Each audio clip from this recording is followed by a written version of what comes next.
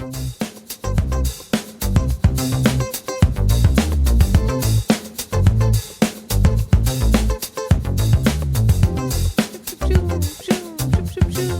welcome to the Vido show, also known as... I don't think it has a second name.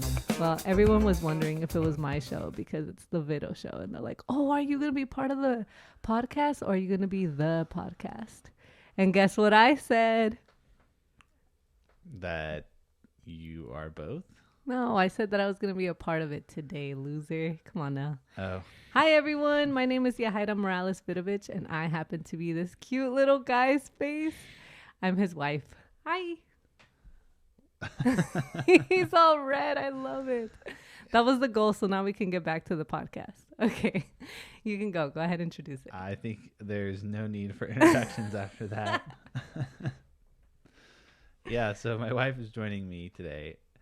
It's been a couple weeks since we've done a show, or, well, I've done a show. I've just been kind of busy, so it's good to be back in here and speaking and getting some recordings done. So, welcome. Thanks for joining. Yes, thank you for inviting me.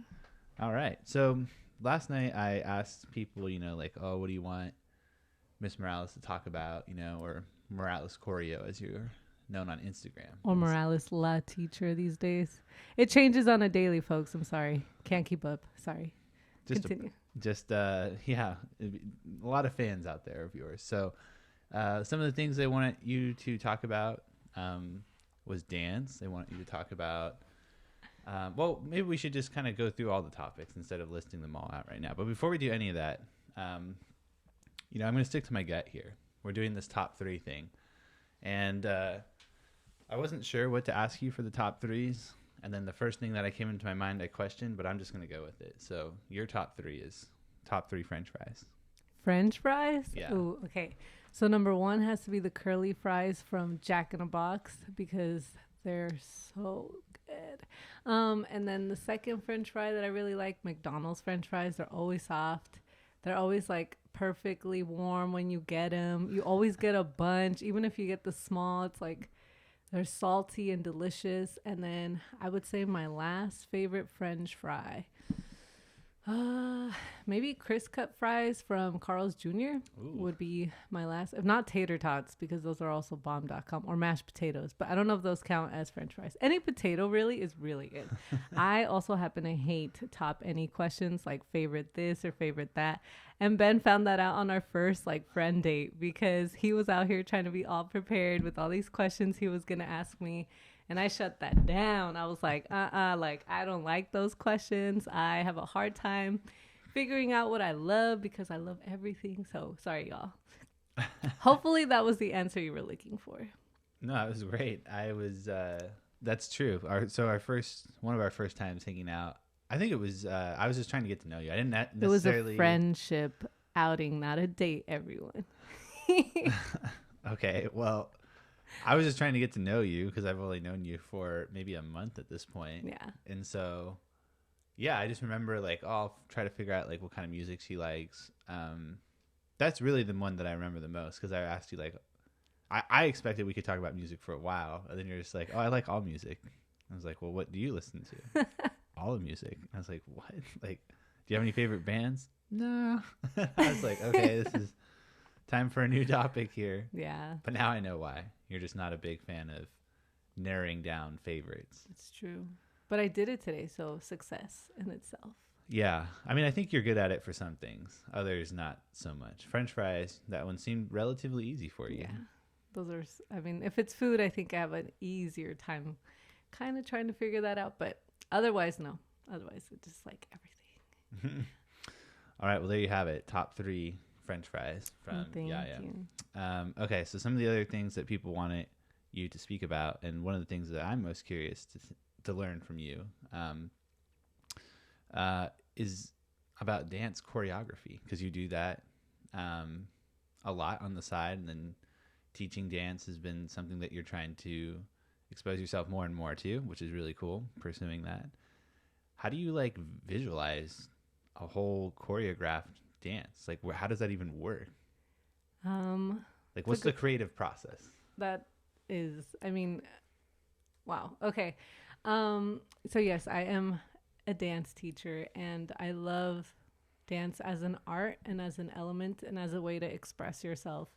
Um, and for me, I think my way of choreographing stems from what I learned from my teachers and my coaches in my dance like life. And they always told me that the most impressive forms of dance told a story.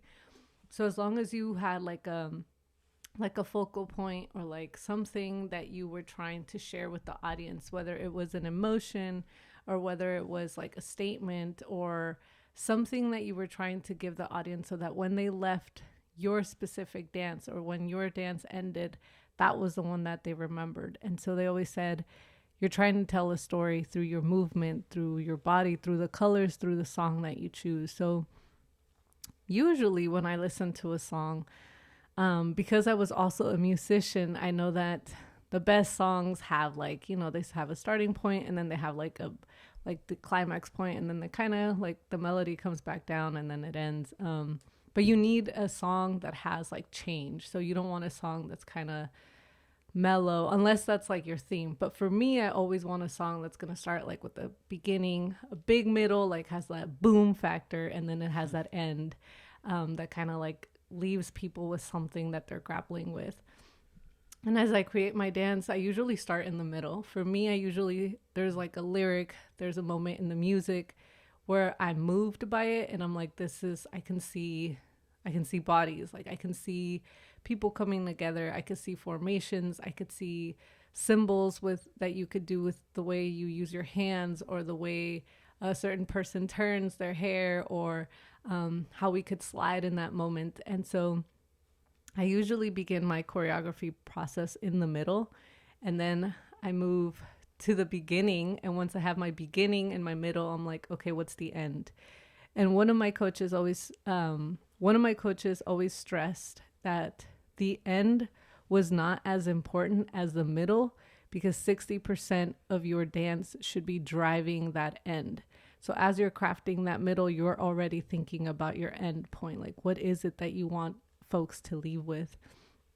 So usually my end, I try to bring back something that I showed in the middle.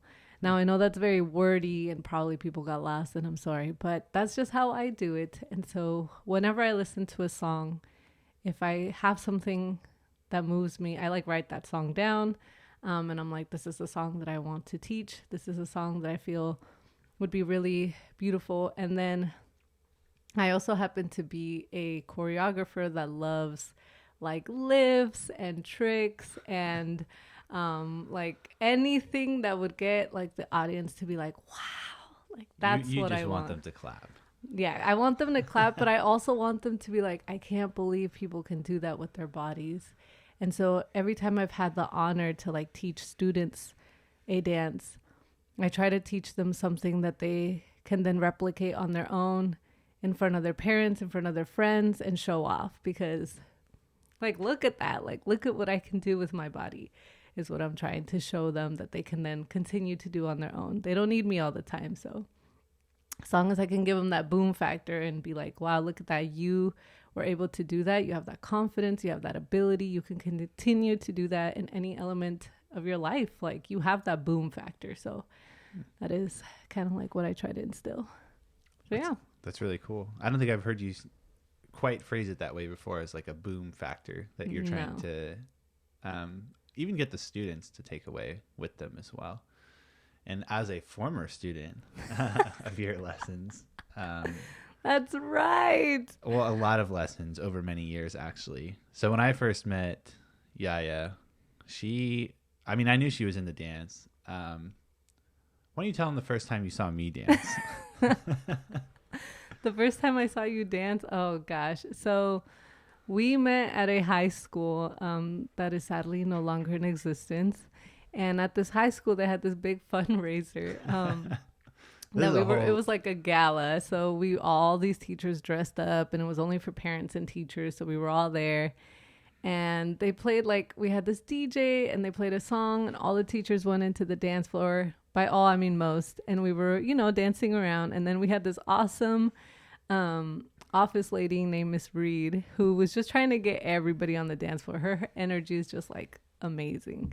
She was trying to give everyone a chance, was kind of like on the sidelines just watching, you know. So she ended up getting Ben. And Ben is being pulled into the dance floor, and you can just see like he is mortified, like completely disgusted by the fact that he has to be on the dance floor. I'm already on the dance floor, like taking it down. I'm like doing my groove, and I'm watching this, and I'm like, oh goodness, like what is that face this guy is making? He does not look happy. He was like just kind of stiffly moving his arms and not really shaking, and you could tell he's like, when is this gonna end? And as soon as it ended, like I kid you not, he didn't even give Miss Reed the grace to like stay with her. He just like bounced. He was like, I'm done. I gave her that half a song. I'm good. And he just like peaced out. And that's the first time I saw Ben, and I was like, wow, sir, you do not like to dance. So that was the first time I saw that. It was great. Okay. Yeah. I mean, that's true. All of that is true. I would add that I did not like dance at all. Like, I just didn't feel comfortable. I know. I mean, as you described so well there. But the whole evening itself, like, I didn't really want to go there. Like, I didn't know exactly how it was going to play out. It was, I mean, I think I was really young. I mean, I was really young at the time. Yeah. So I was still trying to like understand what this was like. Yeah, exactly. So I remember, I think I was talking to someone, and they gave us 2 free drink tickets. And so I was enjoying a drink. And then the next thing I know, someone like took it out of my hand. Like, I didn't see them. They just came up and like, it was gone. And I was like, what the heck? And then I'm getting dragged out on the dance floor, which is like one of my worst fears at this point in time. And so, yeah, I was a little bit frazzled to begin with. Not that it would have been much better had I have been a little bit more, like, if I had made the choice to go out there, right. So probably wouldn't have been much better. But yeah, that the whole experience was a bit lopsided. To say the least. But he has gotten better for everyone who wants to know, because I know everybody wants to know. I actually taught us our wedding dance. And it had a lot of boom factors if you were interested in knowing. Maybe we'll link it to this episode. Yeah, you guys can watch it. It's so cute.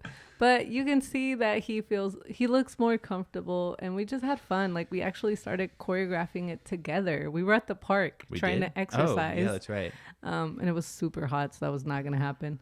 And so we were just like at a park, and we just started working on it. And we started in the middle. Like I told you, we started in the middle. Because we got all our lifts down and everything. And I was like, oh, we need to include this.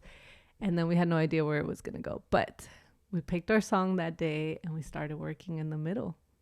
Yeah, I'm trying to think what I contributed to the choreographing. But you contributed the money part. Money thing. Okay. There's like a money section. Yeah, there's a part where they talk about money. So. And then this part, the turning. Oh, God. Okay. You guys will see Ben's little fingers. It's cute. That's like your move.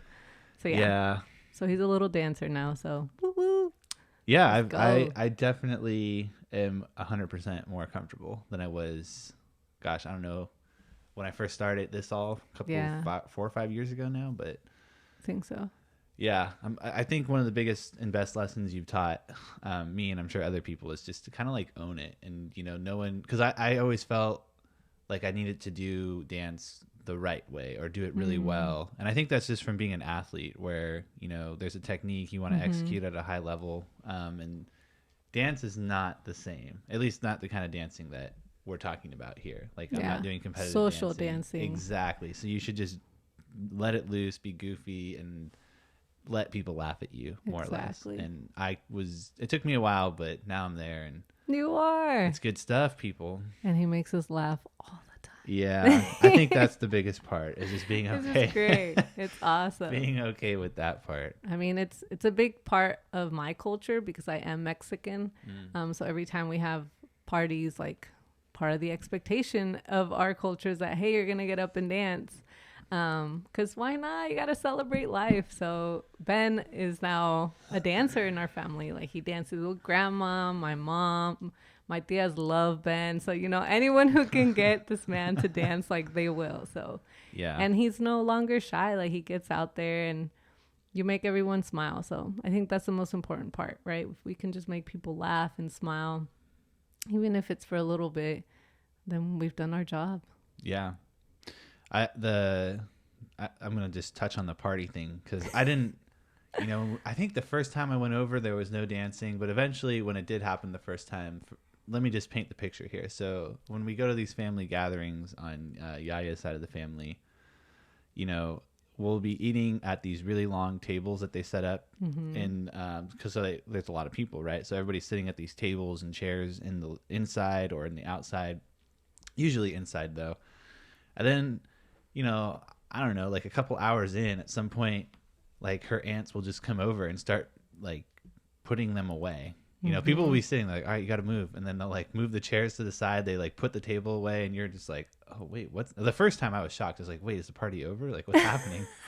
I didn't understand because there was so many people. And then the next thing you know, the boombox thing comes out and people are dancing. I'm like, oh, wow, they're just literally making the living room into a dance floor. Yes. So at first I would go hide and like try to find her brother and like hang out and play some video games or something. But nice. Now I've learned you got to do a little bit of both. But the first time I saw that, I was like, oh, wow, that's kind of crazy. Yeah. I think you were surprised by that and then also surprised by how often and how many times we ate and how much. So you call it second dinner. But for us, it's just like dinners all day long at a party, right? You get there around 3 or 4. You eat the first time. First, you eat appetizers, chips, salsa, candy, like whatever is available. And then you have your main meal. And everyone wants you to eat at least like 2 of those because you can't just have one plate. Yeah. So you eat that. And then you have dessert with the cake and flan and gelatina and maybe some mas like pie. Sometimes we have breads, like whatever you got. And then around 8 or 9 o'clock or 10, people start asking like, is everybody hungry again? Like, or 11 or 12 or 1. Well, I was going to say, if there's the 8 o'clock second dinner, and then if you're there long enough till like 1 a.m., 2 a.m., there's like the third dinner. So, yes. I mean, it should be a day of fasting before you go into one of these things. Because or not, like live your life, But we also don't have parties every day, so you just got to enjoy it while it happens. There was a good stretch like pre-COVID. I mean, not just COVID, but like I remember like it would be like, wow, every weekend it seems like we're getting I would say like from December, maybe even November till like March, there's like a weekend. Every weekend has something. Yeah, just when the birthdays seem to fall or anniversaries or whatnot for it. But definitely fun times. Super cool good stuff. Why don't we talk about being a biracial couple? Some people have chimed in asking about what that's like, and now that we're talking about culture, sure. that was a culture shock for me. I'll say that. For sure. Come on, that and like the fact that like everyone in my fam mostly speaks Spanish unless you're around the youth. And then also how you greet people, right? My culture, you greet people by going up to them, handshake, every single person too. You miss somebody, people will remember that. So you both have to say hello and then a goodbye to everybody. Yeah. And acknowledgement is important. And I think that's beautiful. Like you're honoring the people who are there and you're giving them, at least even if in that moment, you're giving them a touch point. Because you might not actually hang out with them at all. But you're honoring like, hey, like I saw you, you see me, we're here, we're sharing together. So I think that was different. And that's true for the goodbyes. And that's also true for the which goodbyes, takes like a solid 30 minutes. Yes, it at does. least. So you can say, hey, we're going to leave. And then 30 minutes later, you've left. Yeah. But I agree. I think that is a really cool part of the culture that you all have. Yeah. Yeah. So what do you want to discuss about being a biracial couple? How do we do it at home, like between you and I? Oh, I don't know. Just whatever the conversation. I didn't have a plan for it. Okay. I'm just thinking about, it sounds like we're talking about things that for me, I had to kind of learn about. You mentioned the language. Yeah. That's definitely a challenge in many ways because I can't fully communicate. It's gotten better with time and maybe one day I'll just like really commit to learning Spanish, but I can definitely understand a lot more of it now than I ever could before. So, but I knew that going in, like I knew your family was going to be predominantly Spanish speaking. So I don't know if that was so much of a culture shock, but definitely like a difference, right? You have a language barrier there. Yeah. But for me, when I came into your household, I think one of the differences that I saw, Ben's like family is really small. So it's mostly your immediate family that like we see when we go hang out there, and everyone kind of plays a role when we're cooking or cleaning. So that's a big difference that I see between, I don't know if that's an American thing or just like in your family, but in my family, like it's mostly the women who serve, cook, and clean. But in your household, I think it's really beautiful that it's everyone. Like everyone participates, both young and old, men and women, like in cooking, in the cleaning, and the serving. Like, and I thought that was like so beautiful. And I remember telling you that like I wish that's how it was in my household, you know? And that's something that I think in our household, like our little unit of two, right? We tried to implement that because that's something that I was like, we have to, like, I want that type of difference. Another big difference for me was just seeing the TV in your household have a lot of like sports. Like that's like what you guys always have on when we go over. And it's football, it's golf, it's baseball, like whatever is on, but the TV is always on with some type of sport element is like what I've noticed has been like a big difference. Yeah, I think I remember at one point when we were first dating, you asked me something along the lines of like, you know, does it matter to you that I'm Mexican or that I'm brown or something like that? And I was like, no. And then I think you maybe were asking about my family too. So I think just the idea of that being something that your family talks about or you thought about, like to me, I mean, I'm not saying I was colorblind per se, but like it didn't cross my mind at all. Like no one in my family made a big deal about it. No one said anything about it. I never thought twice about it. But I think in your family, not in a bad way, it might have been different because like here's the first, you know, güerito, my friends. Yeah, it's a thing. Like it's definitely something that comes up. You know, they're like, oh, like you decided to marry a white man is what they would say, right? Güerito. Like, oh, that's like look like as if I got some kind of trophy, which is so messed up. You know, it's like, yes, he's white and he's a person too.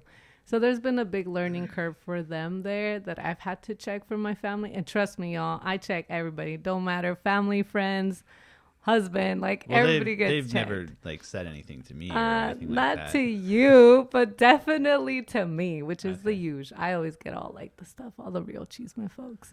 But I've been able that's to another check thing. them. I learned that chisme means gossip. Yes. And that's like a big thing. A life. And now Ben loves chisme, y'all. He can't even lie. You love it too. No, but it's definitely something that came up.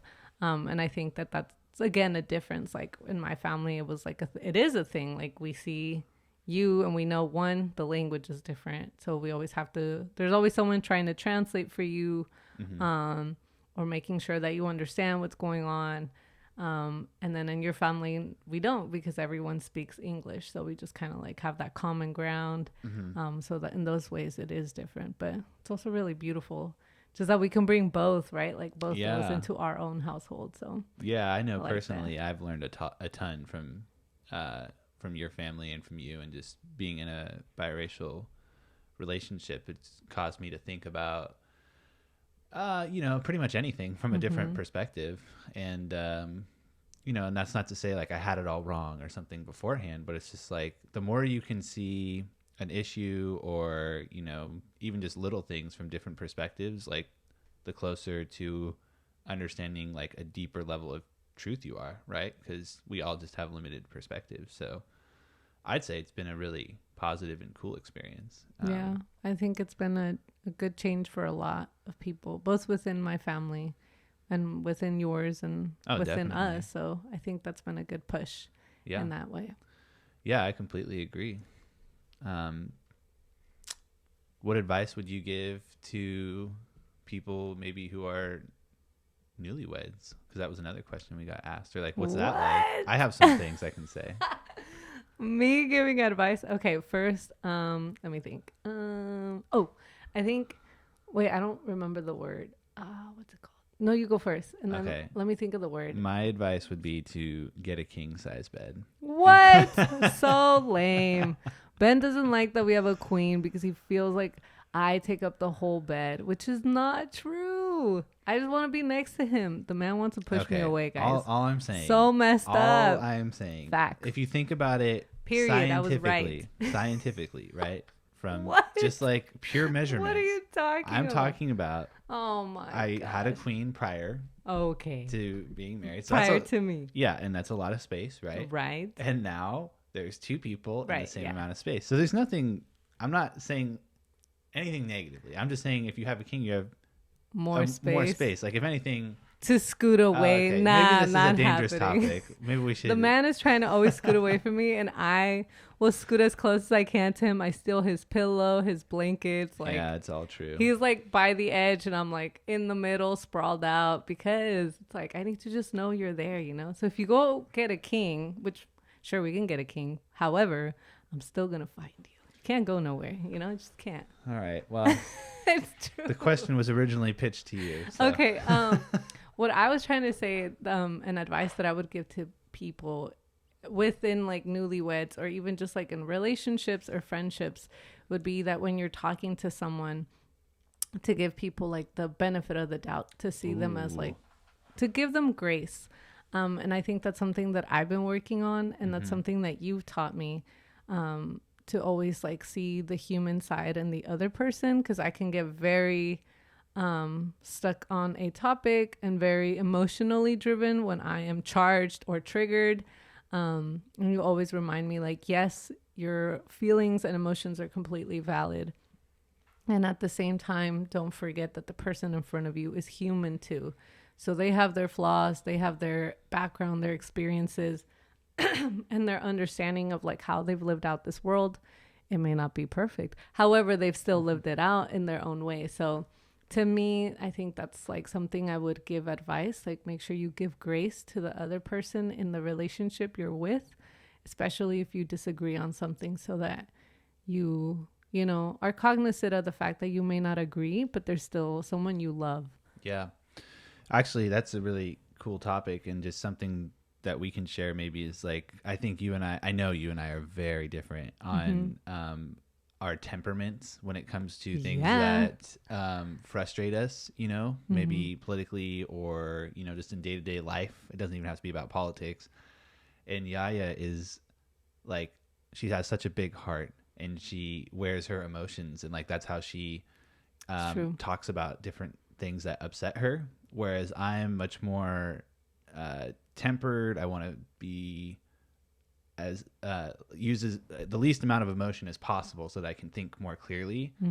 And so we're just very different in that sense. So I've learned from Yaya to like, how do I, because prior I would just think, well, like they're getting emotional, that's childlike, so they have nothing valuable to say. But now it's more like, okay, people maybe when they're emotionally reacting, like that's all very real to them. They're carrying a lot of that. And so I try to do the best I can to like pull the emotions back so that I can see their thought process in a way that makes sense to me. With, you know, I just think that's been something good. Like I learned the value of emotions more, I guess is what I'm trying to say, and like how to understand them better rather than just seeing it as like a messy thing. I'm like trying to understand it for what it is now. And I think you and I have both worked on me working on that, and then you becoming less emotional. So like we're both trying to find like that common ground when we do have fights or differences or whatever. And not less emotional, but I do take breaks, I would say. So like even when I'm emotional and I'm like, I can't, like I just like state it. I'm like, Ben, I need a break. Like I am like so drained, or I'm not thinking straight anymore. And so I've been able to communicate that like I need a break. And Ben has been like, okay, like we'll take a break, like we can come back to this now or like not, and then we just stop and we like move on. Like we always just kind of like go back to like whatever we were doing, or we hug, or like whatever we need, right, to like just like move beyond that moment. And I think that's something that we have worked on really hard and really intentionally in our relationship, to make sure that we're growing as a couple, and we're also growing in the way we have conversations. And I think that's super important, because I know I didn't necessarily see the best examples of how to do that in a relationship. And I'm very cognizant of that, and very aware that I'm trying to do something different. So, you know, learning from what I saw and learning from my own experiences at the same time. Yeah, I've learned tremendously just how to communicate better from being in a relationship with you. So if you can find yourself growing in that skill, that art, the patience, the virtue it takes to do difficult conversations and work through differences, like I think that's a really good indicator that you're with someone who is bringing out the best of you and pushing you to become better. Yes. Even though it maybe doesn't feel that way in the moment sometimes. Yes. But it comes to be, you know. It's true. And quick little pitch out there for everyone. Ben and I fell in love because we had hecka conversations together. We started working at St. Lawrence Academy at different points. I started right away with the school beginning around September or August. And Ben came in halfway through the year in January. So I already had like my leg in there before this guy got there. But we had the same like prep period, which is the period that teachers get off to like do work, lesson plan, grade. We had the same period off. And we didn't have our own classrooms. So we always sat in the faculty room and just like talked to each other, just like about life. And that's like where our friendship grew. And I think that's where our love of conversations has grown too, because it's something that we've always done, even just as friends, and then even more so as partners. Yeah, definitely. Can I tell everyone how we met?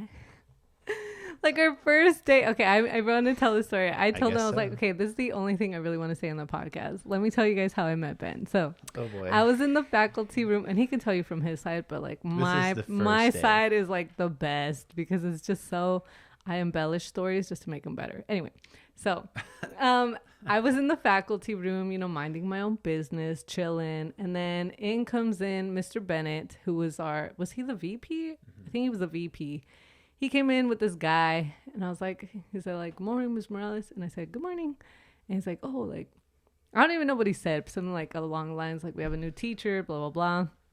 So obviously I get up, because that's just like who I am. And I was like, hi, my name is Ms. Morales. And he said, hello, my name is whatever. And then I think he like left. Didn't like Mr. Bennett just like leave all of a sudden? I think it just left you there. I don't remember why he was no longer there. I just recall him not being there at one point. Okay. And you and I got to talking, and then I think I don't remember if I like suggested, or if you asked like, how did that work out that you had to go to the bathroom? And I don't think you suggested it. I think I just asked, where's the bathroom? And I was like, oh, I'll show you around. So we stepped out of the faculty room. The point is, people, is that I took Ben to the bathroom for the first like day of his life, and he thinks that was so weird. And I was like, I was being heckin' nice, walking you to the bathroom. Mind you, where we worked was a hallway, so I could have just pointed it out. That's my point. That's why it's weird. It was single hallway. I didn't school. think about it like you that. You could have just said, take a right. It's on your left. That's all whatever. You had to do. I can't tell my left and right, so that would have been tricky. But I did and walk you up, and I was like, here's the bathroom. I mean, it was literally like 100 feet from where we were. Anyway, folks, he fell in love with me that day. No.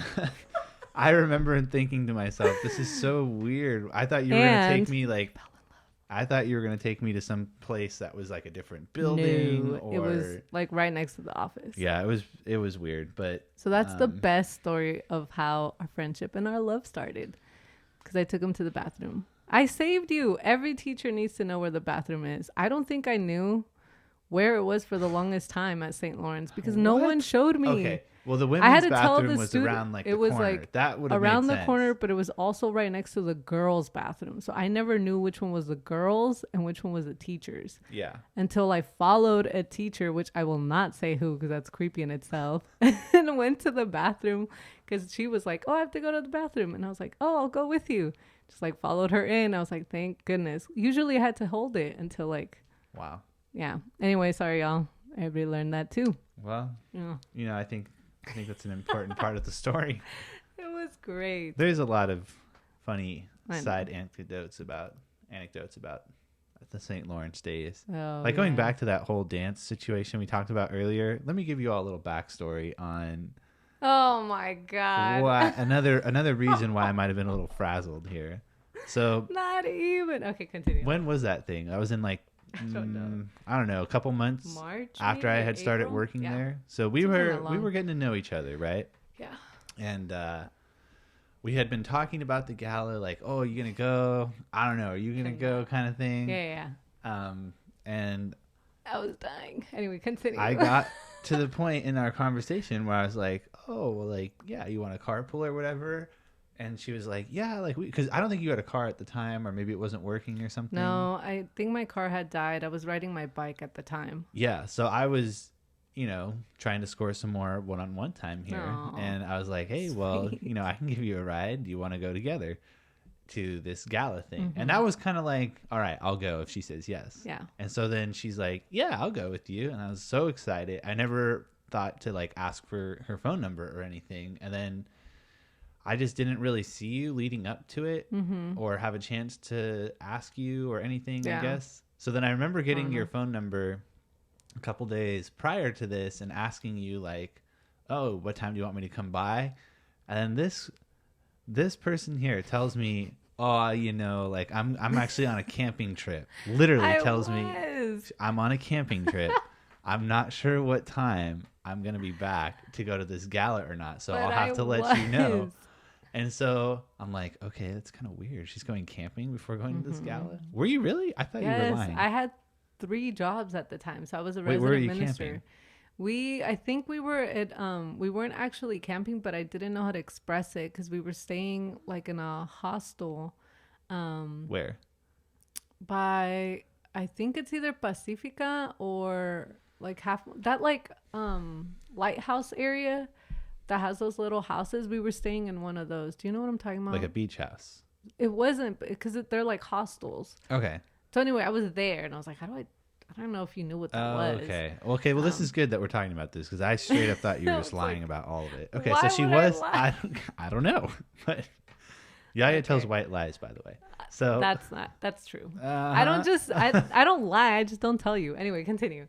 That's not a white lie because I didn't lie. That's a work in progress to get to that point. Oh my. Anyway, so yeah, we're a couple of hours from this event, I think, starting, and she's like, oh, I'm just going to catch a ride.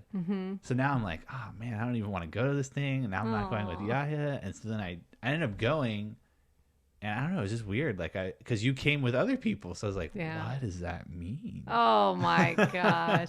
It was simply because like our coworker at the time had texted me because anyway, that's a whole different story. We don't need to get into having that. Issues. So I was being a good friend and I didn't consider. No, it's cool. Like I'm over it now. But I'm just saying like all of these things contributed to the dance floor face that you saw. If that's what you want to call it. But let's be real, y'all. He was mortified. I wish people could see what I will always have in my memory. That first look of Ben on the dance floor, just hating every second. It was probably like 30 seconds because it was like half the song and you were just not happy. And I was like, wow, never seen that in a look ever. But yeah, that was great. Yeah. That was good times. Good times. Those were good times. I know. Man, what a story. It was. There's a lot of great stories from St. Lawrence Academy that people may or may not know, but Yeah, we've actually talked. I mean, there's been a lot of talk amongst people, Yaya, myself, for sure. And then I've had conversations with other people. There's just a lot of crazy stuff with schools right now. Yeah. And a lot of people, myself included, I think believe that, the office could be recreated. In a school setting. In a school setting. Yes. And absolutely. If I had more time, I think I'd be writing it right now. I know. You do have more time. I mean, I don't know about students. You probably know virtual school is not the biz. And teachers, I'm sure you are also living this experience that nobody thinks is ideal and nobody particularly loves. Maybe you do, but most of us probably don't. We are working in very different school settings. We no longer work at the same school. I know. I'm working at a school that is just starting, y'all, like first ever school grand opening, and we have 9th graders. So it's a very small school. Nobody knows anyone. Nobody knows anyone really. And everything that we do to build community is on Zoom. So it has been difficult. But I feel that while it is what it is, like I feel supported. Like I really do feel supported by my admin, and I feel seen, and I see that my kids are feeling seen and supported. And it's really cool to see Yaya as a PE teacher. For those of you that have seen Yaya I'm play teaching sports PE or anything. Y'all, yesterday I got called MVP and I about died. One, because sports, I love them, but I cannot play. And now I'm teaching PE again, which is wild. This is the second time in my teaching career that I'm teaching PE. The first time I winged it because it was middle school. So I'm probably at a middle school level, you know? But now I'm at the high school level, and these kids know what they're talking about, and I gotta like walk the talk and talk the talk. What? And it's gonna be a little bit difficult. But right now, because it's on Zoom, we're cool, you know? But aren't you doing a bunch of workouts? Like 3 a day or something because of this? Yes, I actually have to work out with the kiddos, and I'm like sweating buckets all day long, and they're like living it. They're like liking it. We're laughing. Like I'm just trying to make it fun. But I keep telling them, like, when we go back, I'm going to be ripped. Like, y'all don't even know. I'm going to be cut because look at this. Like, I'm working out with y'all. Like, and I just make their lives. They just laugh. And they're like, Miss Morales, you're so funny.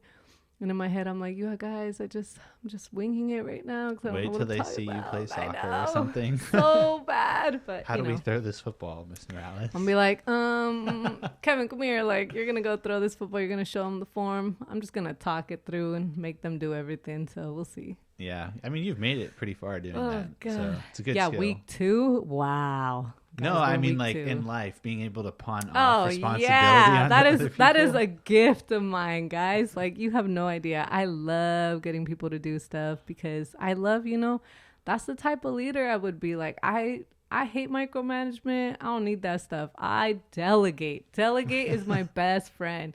You do this, you do this, you do this. It's for the common good. We're coming together. Like this is great, and people believe it, and we're good. Like that's it. Hands off. Thriving. So if I ever become a principal, let me say it, this podcast will know it, I will delegate because that is how you win, as Michael would say. What about you? How's your experience virtual teaching? How's that going? Oh boy, I think with the kids it's going pretty well.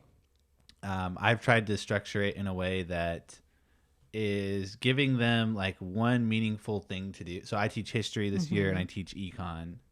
So what I'm trying to do is whatever the lesson is for the day, I'll give them like one thing to do. And usually it's like a writing based thing, like write a paragraph telling me what you thought about this video we watched, or sometimes it's like design a slide using pictures to illustrate blah, blah, blah, or whatever it is. One time I had them do a haiku. One time I had them do a poem. So like just trying to make it like different and fun. We did a gratitude entry the other day since it was 9/11, just to be thankful for. But getting back to the structure, like those are the kinds of things they're doing. And they do one a day, right? So then at the end of the week, I just tell them, you're going to turn all these in. But you let me know which one you think you did the best job on, and I'll grade that one. And, amazingly, a lot of them still forget to tell me which one, and I like take some points off for not telling me. But I think it's good because it allows them to feel like they're doing something purposeful in my class. It allows them to be doing something as opposed to just listening to some kind of, I don't know, really boring lecture for the whole class. Yeah. Like that sounds awful. I hate webinar meetings. I know. I can't do them. I end up trading stocks on the side or like just not paying attention. So I can only imagine what their feelings would be like. They're probably doing the same, not trading stocks, but they're texting, TikToking, probably playing some video games on the side to just make it through. Yeah. I think my mindset is, someone once said that teachers are like the worst students. And if you've been to a teacher PD meeting, it's so true. Like I'm horrible in those. I'm never doing what I'm supposed to be doing. But at least you pretend to know what you're doing. I don't care, guys. I let everyone know in my face that I don't want to be there. Yeah. I do it with my face. I've seen it. I am petty. I am that child. I let everybody know. I'm like a 3-year-old in every meeting. So my point with that is, like, I assume that students more than not are in the same position. Like, they don't want to be behind the screen for that long or in a class that long, just being passive and listening to information. So that's why I try to give them stuff to do. That's good.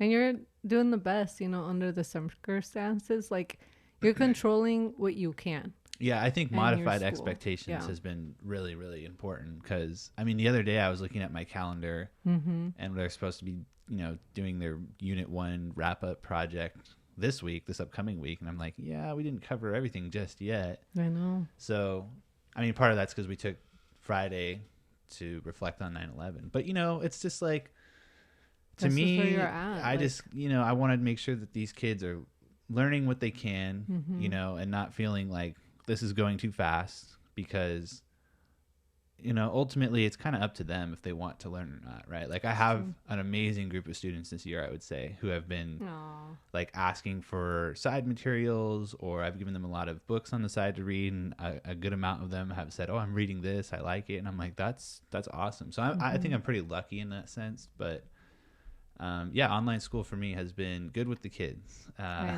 know. I've had some other challenges, though. Put it. Yeah, I think we can we can attest.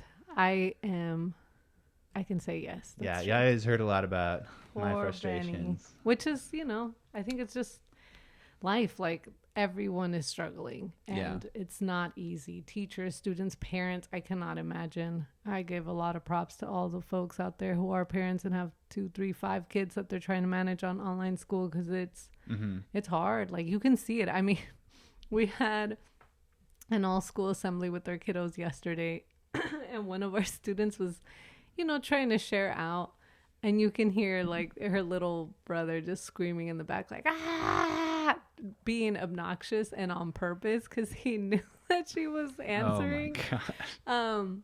And she still answered, and I was like, that in a nutshell is 2020. Like, you're still trying to live your life, and 2020 is like, ah, in the background, like that. I was like, wow, this is the best thing I've seen all year. So yeah, it's true. That's just life. But so yeah, it's teaching. I think the kids are learning a lot, and myself too, just like about gratitude and what to be thankful for. I think they're all pretty excited for the most part. Some of them seem to like online, but I think for the most part, they're like looking forward to coming back and eventually getting to see their friends and do all the fun school activities. Like, I think that's what they miss the most. Yeah, I am too. Like, I really am hoping we can come back for Spirit Week. And for those of you that don't know, I hated Spirit Weeks when I first started teaching. So Spirit Week is like when the teachers dress up and the kids dress up and you do all this stuff. And I just, like, as a student, I liked it. But then when I was a teacher, I just didn't know, like, is that professional? Should I commit to an outfit? Like, so some days I dress trying up. To be cool. I don't know. He was trying to be cool. Ben is not cool, but he was trying to be cool. And I was like, bro, you're a teacher. Like, for goodness sake, you got to go all out. We go bigger than the kids. Well, I think that first year at St. Lawrence, I had like no money, and I didn't dress up very much. So sad. Well, because I started halfway through the year, so I didn't have like a real contract. But at the time, I was like, you want me to work for that much? That sounds awesome. Sure. Yo, anytime you get a real job your first time, you think you were making bank, so and shocked. You're really not, but you really believe it. And that's all you need, right? That little ounce of, like, I was so happy to just be given a chance. And be thankful, yeah. I'm not trying to be critical. I mean, nobody's trying to be critical. Probably worth that much. Oh, that year. Ben. Like, I didn't know what I was doing. Sad. That's okay. It was a good time. So the first day of St. Lawrence, Miss Reed, the office lady you referenced earlier, I was walking down the hall with my backpack. Why did I bring a backpack? I was wearing green. which was the school color. Oh. I don't know why I wore green. I shaved the night before. Oh, God. I don't know why. A clean shave. Ooh, you look real young like that. Yeah, and I had a buzz cut.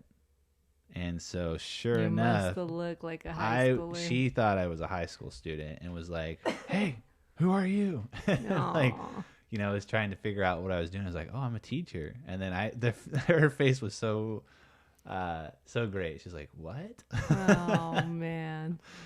Yep, Yeah. I think we all were like, "What?" But Yeah, it was a wild beginning. I still, when I look back on it, am very shocked that it even happened. Like, totally God's providence that I was able to start there, because I knew nothing about teaching. Was given a crate of books and was like, "See you after Christmas break." But it worked out in the end. So go back to Spirit Week. How is it at your school? Oh man, Spirit Week at our school is great. I'm going to come out on record here. Okay. And just put it out there. I don't know if Stacy's listening. She's our dance teacher who choreographs the staff dance. Oh, But, that's cool. I'm committing. I'm doing it this year. Okay. Hopefully it happens then. Because, the first couple years, I think it's because I'm just lazy. I just didn't want to go to do the practices. I'm going to be real. It's It was after football season. I know. You were tired. Yeah. Well, I can tell you don't really mean those things that you're saying now, but no, but I'm sure it was a lot. Poor Ben. Okay, you can stop with the Yaya patronizes a lot, for those of you that don't know. It's awesome, because then I make you recognize that you could have done it. But I'm glad that you're committing. He's committing this year. He's going to put that video for all of us to see on Instagram, on YouTube, and on this podcast. Right, Ben? That's what you said? Yes, that's what he committed. We're all going to watch Ben dance, and he will be so much better than that first time we ever saw him dance. Oh, well, yeah. We're going to practice at home. You got to teach it to me. I'm a work you. Like, we're going to be so good. Yeah. Well, I mean, that's if it happens, and when it happens, you're right. We're going to work out. Yeah, we're going to do it. When we were, when I was teaching us our dance, remember, I was like, we got to do it again. We got to do it again. We did it like for hours, an hour. And for me, it was like 5 minutes, but I don't know what it felt like for you. Because I'm like, any kid that I've had who I've taught dance knows, like, I give little breaks. We just have so much to do. Yeah. Yeah. So, but yeah. I would say for about a month straight, we did it minimum 5 times a night. And we still do it. Every time like it comes on, I'm like, bam, bam, bam. Yeah. I mean, I could probably. And then we do it. I can still do it because it was muscle memory. Yeah. All the practice, It is. And it was also not hard. It was cute. We don't need to tell people that. It wasn't difficult. I mean, maybe the lifts were a little difficult, but everything else was pretty simple. We tried to keep it that way. It was key. It's like intermediate level. Yeah. We'll say it was There's intermediate that level. patronizing voice I love so much. Oh my gosh. But yeah, it's good times. But yeah, that's what I miss most about the school, is just being around the kids and Spirit Week and, sports, stuff like that, theater, productions, and they do too. That's what they write about. That's what they're excited to do again, as I'm reading. So I guess time will tell what happens here. Mm-hmm. So I'm trying to think through my head right now about all the different topics people asked about. Some people asked questions that didn't necessarily have to do with us. I'm going to ask you this one because I thought it was interesting. I don't know the answer to it, but one of my former students, or I guess student athletes, he asked me, why are all history teachers football coaches? Or a lot of. And that's actually a very good question. Is that true in your experience, that history teachers in my high school? My U.S. history teacher was a football coach. Oh man, another one. My government and econ teacher was a businessman dropout who failed his business and decided to be a teacher. And Ben can attest that I learned nothing in that class. So yeah, I would say like it can be true. Actually, I do think, at least in my experience, it was true with one of my teachers. Why do you think? Is that true at King's? Well, yeah. I mean, we've over the years had a lot of our football teachers be in the history department and still do have a good amount. So I don't know. I thought it was interesting. A lot of kids always make fun of us for that. And Is it like a thing, or I don't know. That's why I just was, I feel like I've heard it before. So there must be some kind of pattern to it. That you might have to do a deep dive to try to figure out what that means. Deep dive? Yeah. Like look in the internet, like do a deep dive and Google some research, read some articles, that was the name of database. One of our online trainings that was oh wow, that's not so fun. So awful. when you said that, I was thinking about something very different. I saw your eyes. I'm like, this man's getting triggered and I don't know why. I'm so sorry. No, not triggered. Just he was like, I was like, what do you mean by that? A deep dive. I meant like deep dive on the internet. Like look into is there research about why? I have no idea, and I highly doubt it. But sorry, but I just wanted to do justice we to that failed question. at answering that question. I am so sorry, kid. I don't know the answer. Yeah, and then he also wanted to know and have us talk about how the Cowboys in the NFL are so bad, and I don't really want to talk about that. Are they really bad? They haven't even started this year. No, I think they're gonna be really good this year. I keep telling everybody we're gonna win the Super Bowl. So. Oh wow! Okay, that's awesome. I don't know. I think the Rams looked really good because they've been on Hard Knocks and we've been watching that, and that coach is awesome. I think. Wait, he's not. Yes, the Rams coach is pretty cool, but I can't remember if there was a coach for the Chargers or the Rams. Oh, that one who was always fired up. Bro, I think he was a Chargers wide receiver that coach. man needs to be in my life. Like, I want him to be my life coach. If no one has seen that, if you have yet to see Hard Knocks, like, you need to watch, like, one of the last 2 episodes. This man comes on fire. He's, like, always the beginning, like, bit that they put in Hard Knocks. And he's, like, just going off on all these people and essentially trying to motivate them. But it's also really scary. And it's also, like, I'm just trying to make this person happy. So I'm going to do whatever he says. I'm not trying to be yelled at. That's the type of energy we need in 2020. We need people like that just, like, telling us, like, you can still do it. All right. So I would say I would vouch for that man, and whatever he's saying, I would put my money on him. Nice. Yeah. I'm also a Raider fans, and right now I'm putting $0 on the Raiders because I am still salty. The fact that they left. It's okay, we don't have to talk about it. They have abandoned me. Anyway, continue. That was it. Just throwing that out there.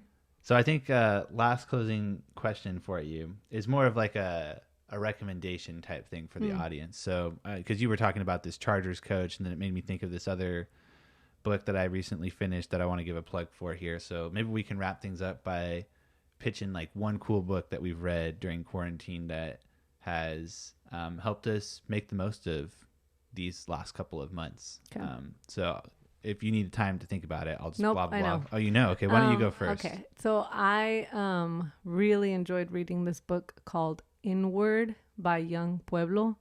And it is a book of either you can call them poems, reflections, quotes, whatever you want. They're really small snippets, and it's all about healing your inner self and moving forward with that healing and using that to kind of collectively and individually bring more light into the world and more peace within yourself. So I have started a book club with that, and we meet every 2 weeks, and it's been wonderful to just be in this group of those awesome women. You know who you are. And so I highly recommend that book, especially if you're having a hard time with COVID, with the fires, with systemic racism, with whatever you are undergoing, the challenges that we are facing as a nation, as people, and as just human beings. So it's a great book, Inward by Young Pueblo. Get it. It's only $6.90 on Amazon right now. I don't know why it's so cheap, but they cut the price. So there you go. Awesome. Okay. And then my plug would be Can't Hurt Me by David Goggins, which I listened to the audiobook because he had like commentary on the chapters, but David Goggins is just a super, I mean, he will tell you he's not into motivation because he thinks it's fake and it doesn't last long. But I mean, he's a really inspiring story of just, you know, gone through a lot of hardship, figured out how to problem solve and change his life, transform it. Military guy, so that was instrumental in his character transformation, and just very engaging story to listen to. So for me, that's the reason I even started this podcasting in many ways, is because he was just, you know, he really makes you question doubt. Like, why are you doubting yourself? Just go do it. Like, who cares? Blah, blah, blah. And like, that's why I'm doing this now. So go check that one out. You can check out both of those books. highly recommend both. Maybe even join Yaya's book club. I don't know how exclusive it is, but no exclusivity, but it is a family. You can maybe hit her up on Instagram, follow her page, and if you want, help us become influencers. Oh no! Please don't do that for me. You can do that for this man. He's wonderful. I'm just kidding. I'm good. All right. No, before we leave, he's trying not to let me give this pitch. However, what pitch? My pitch of the story. Okay, so if we did the Office special, but teacher edition. Okay, so we're going back to this. I thought you didn't want to talk about it. You were like, we shouldn't talk about that. We should write it down. And I was like, Ben, we need to tell the world so people are interested and want to watch it. Anyway, if you're still listening, here you go. This is based on a true story. So is this like the opening scene? This is the first episode opening bit, so it's only going to take like 1 to 2 minutes for it to be like showcased. So right before the music starts. Right before the music starts. Okay. The Office teacher edition / school edition, whatever you want to call it. So picture this. You're in a closet size classroom where there's only there's 2 desks. There's a couch that's pushed up against one of the walls. And there's one teacher there on her desk, and then there's 3 students on the couch, and they're just having a good time. So they're all chilling there. They're all hanging out. And then one of the kids looks at the floor, touches the floor, looks at the teacher and says, "Hey, I think your floor is wet." And the teacher looks at the kid and she's like, "Huh, okay." And then, they keep talking, and then the kid goes, "I think it's growing." She looks back at the kid and she's like, "What?" And the kid touches the floor again, touches the water again, smells it. And he's like, "Smells like pee." And she's like, "All right, everybody get off the couch." All these kids get off the couch. She moves the couch from the wall. Lo and behold, there's a hole on the wall, and that wall is connected to the boys' restroom. And there's a little faucet just stinking that stinky pee into the couch and into the floor. And what do you see in the middle of the floor? A little turd just floating around.